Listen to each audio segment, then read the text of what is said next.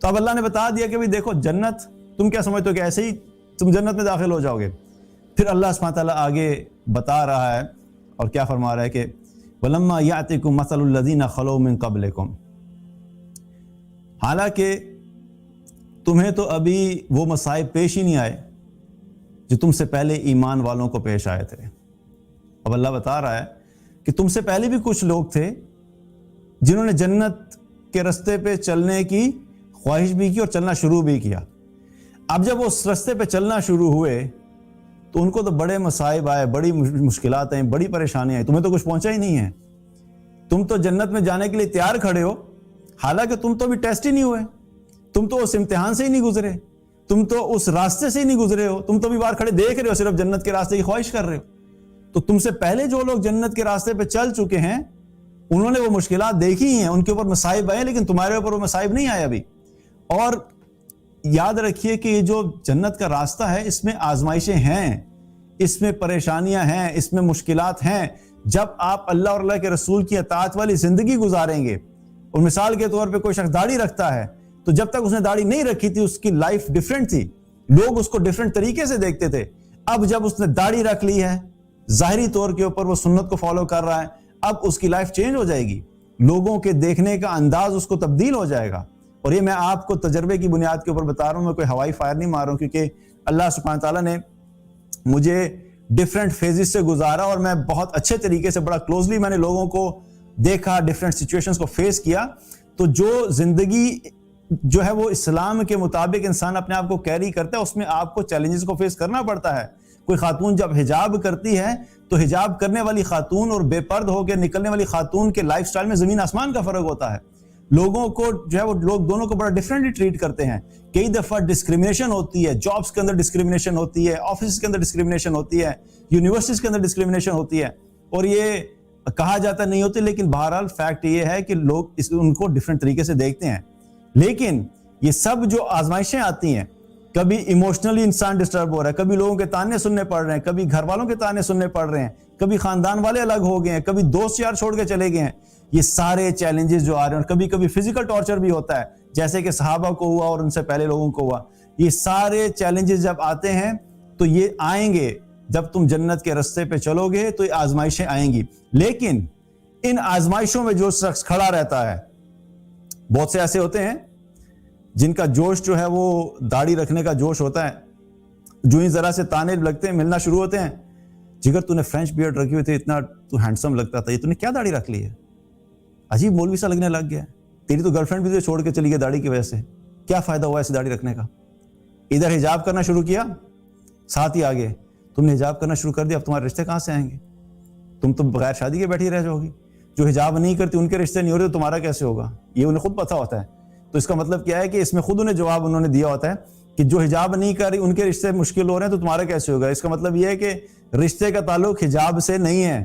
لوگوں کو بھی پتہ ہے، کیونکہ جس کا ہونا ہے اس کا حجاب کے ساتھ بھی ہو جانا ہے، اور جس کا نہیں ہونا اس کا حجاب کے بغیر بھی نہیں ہونا۔ بڑے ایسے آپ کو کیسز مل جائیں گے۔ تو مقصد بتانے کا کیا ہے کہ ایسی باتیں جب سننی پڑتی ہیں تو بہت سارے لوگ ہوتے ہیں وہ کیا کرتے ہیں، وہ بیک آف کر جاتے ہیں، پیچھے ہٹ جاتے ہیں، وہ دین کو چھوڑ دیتے ہیں، وہ لوگوں کی باتوں کا اثر لے لیتے ہیں، لوگوں کی وجہ سے اللہ کو چھوڑ دیتے ہیں، لوگوں کی وجہ سے دین کو چھوڑ دیتے ہیں، لوگوں کو خوش کرنے کے لیے، ان کی جھوٹی خوشی کے لیے اللہ کو ناراض کر دیتے ہیں۔ لیکن کچھ لوگ ایسے ہوتے ہیں جو ڈٹ جاتے ہیں، جو کھڑے رہتے ہیں، جو اللہ کے دین پہ قائم رہتے ہیں۔ یہ وہ لوگ ہوتے ہیں جب مشکلات سے گزرتے ہیں وہ کہتے ہیں کوئی بات نہیں، اگر ہمیں کوئی تانا دے گا تو کوئی مسئلہ نہیں ہے، کوئی ٹونٹ کرے گا تو کوئی مسئلہ نہیں ہے، کوئی جاب کا ایک دروازہ بند کرے گا میرا رب میرے لیے اور دروازے کھول دے گا۔ اب یہ اللہ پہ بھروسہ کر کے استقامت اختیار کرتے ہیں، پھر یہ وہ لوگ ہیں جن کے لیے پھر اللہ کی طرف سے مدد کے دروازے کھل جاتے ہیں۔ ان الذین قالوا ربنا اللہ ثم استقاموا، وہ لوگ جنہوں نے کہا کہ اللہ ہمارا رب ہے اور پھر اس پہ استقامت اختیار کی، کھڑے رہے، ڈٹے رہے، مشکلات کو دیکھ کے دین سے پیچھے نہیں ہٹے، تو پھر اللہ کی طرف سے کیا ہوتا ہے؟ تتنزل علیہم الملائکہ۔ یہ وہ لوگ ہیں پھر جن کے لیے اللہ کی مدد کے دروازے کھلتے ہیں اور اللہ کی طرف سے فرشتے ان کے اوپر، فرشتوں کا نزول ہوتا ہے۔ اور کیا ہوتا ہے؟ فرشتے جب آتے ہیں تو وہ کیا کرتے ہیں؟ اللہ تخافوا ولا تحزنوا، آ کے اس کو کہتے ہیں خوف نہیں کھاؤ، غم نہیں کرو، وَأَبْشِرُوا بِالْجَنَّةِ الَّتِي كُنْتُمْ تُوعَدُونَ، اور پھر آ کے اس شخص کو بشارت دیتے ہیں، خوشخبری دیتے ہیں، یہ لو تم خوشخبری لو ہماری طرف سے اس جنت کی جس کا تم سے وعدہ کیا جاتا ہے۔ نحن اولیاؤکم فی الحیات الدنیا والآخرہ۔ کیا فرق پڑتا ہے جو لوگوں نے تمہیں چھوڑ دیا، تمہارے گھر والوں نے چھوڑ دیا، دوستوں نے چھوڑ دیا، آفس والوں نے نکال دیا، اس وجہ سے کہ تم اللہ کے دین پہ چلنے والے تھے اور چلنے والی تھی، اٹس اوکے، نو پرابلم۔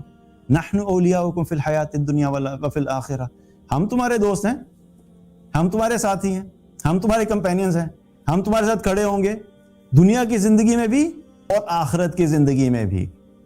یہ کن کے لیے ہیں؟ یہ ساری مدد اللہ کی ان لوگوں کے لیے آ رہی ہے، کون لوگ ہیں؟ ثم استقاموا، جنہوں نے استقامت اختیار کی، جو ڈگمگا گئے، جو چھوڑ گئے، جو بھاگ گئے، یہ اللہ کی مدد ان کے لیے نہیں ہے، کیونکہ اللہ سبحانہ تعالیٰ پہلے ٹیسٹ کرتا ہے نا، کون ہے جو صرف سوشل پریشر کی وجہ سے ٹیمپریریلی اس نے دین پہ آیا تھا اور جو ہی وہ ختم ہوا واپس چلا گیا، کون ہے جو دنیاوی مفاد کی وجہ سے دین کی طرف آیا تھا، جب وہ فائدہ اس کو نہیں ملا تو دین کو چھوڑ دیا۔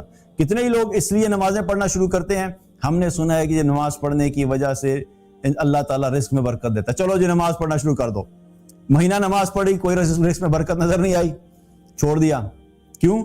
بھائی ہم نے تو نماز پڑھنا شروع کی تھی، نماز سے پہلے بھی وہی حالات تھے، نماز پڑھ کے بھی وہی حالات ہیں، تو بلا وجہ اپنی نیند بھی قربان کریں، فجر پہ اٹھیں، 5 دفعہ مسجد میں جاتے ہیں، وہاں بھی ٹائم لگاتے ہیں، تو جب ویسے بھی نہیں ملنا اور ایسے بھی نہیں ملنا تو کیا کر دیا؟ نماز چھوڑ دی۔ یہ جو چھوٹے چھوٹے مفادات کی وجہ سے دین میں آتے تھے، یہ چھٹ جاتے ہیں، یہ جلدی سلپ ہو جاتے ہیں، یہ جلدی گر جاتے ہیں۔ لیکن کچھ اللہ کے بندے ہوتے ہیں، یہ ایک بہت بڑا مجمع اکٹھا ہوتا ہے، جب پہلا جھٹکا لگتا ہے تو بہت سارے گر جاتے ہیں، تھوڑے رہ جاتے ہیں، پھر ذرا جھٹکا سخت ہوتا ہے، ان میں سے کچھ اور گر جاتے ہیں، پھر تھوڑے رہ جاتے ہیں۔ لیکن جب مشکلات اور مصائب سے گزرتے گزرتے گزرتے ایک وقت ایسا آتا ہے کہ میجورٹی چھٹ جاتی ہے، صرف چند اللہ کے بندے رہ جاتے ہیں۔ یہ وہ قلیل لوگ ہوتے ہیں، یہ وہ ہیرے ہیں جو سارے کچرے میں سے نکلتے نکلتے نکلتے کرتے کرتے یہاں تک پہنچے ہیں۔ اللہم اجعلنا منہم، اللہ ہمیں ان لوگوں میں شامل کرے کہ وہ چاہے تھوڑے ہوں لیکن اللہ کے دین پہ قائم رہنے والے ہوں۔ تو یہاں پہ اللہ سبحانہ تعالیٰ کیا فرما رہا ہے کہ پھر یہ مدد جو ہوتی ہے یہ ایسے لوگوں کے لیے ہوتی ہے۔ اور یہ مشکلات جو ہیں وہ کس قسم کی مشکلات ہیں اس کا بھی اللہ سبحانہ تعالیٰ نے یہاں پہ ذکر کیا کہ جو لوگ جن پہ مشکلات آئیں وہ کوئی چھوٹی موٹی مشکلات نہیں تھیں۔ کیسی مشکلات تھیں؟ مستہم الباساء والضراء وزلزلوا، ان کو جو سختیاں پہنچی، تکالیف پہنچی، اور ایسی پہنچی کہ وہ ہلا دیے گئے۔ حتی زلزلوا، زلزلہ ہوتا ہے کیا کرتا ہے؟ سب کچھ ہلا دیتا ہے، اچھا خاصا سب اپنی جگہ قائم ہوتا ہے لیکن تباہی و بربادی ہو جاتی ہے۔